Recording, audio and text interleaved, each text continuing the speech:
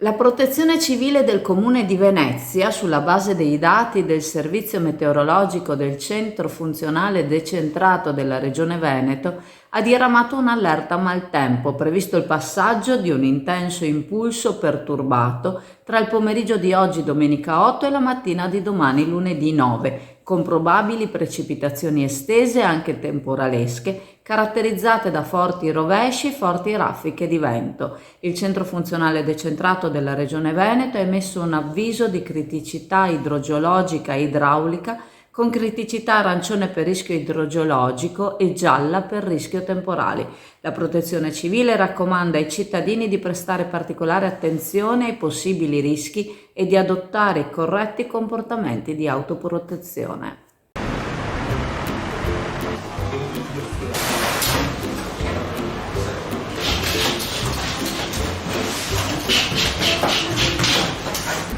Ciao a tutti, allora Leo è ritornato, è una delle pizze più buone di Chioggia, sono la più buona rispetto agli altri amici pizzaioli che ci sono e niente, ogni tanto un po' di pizza va bene, si mangia dolcissima, si scioglie in bocca.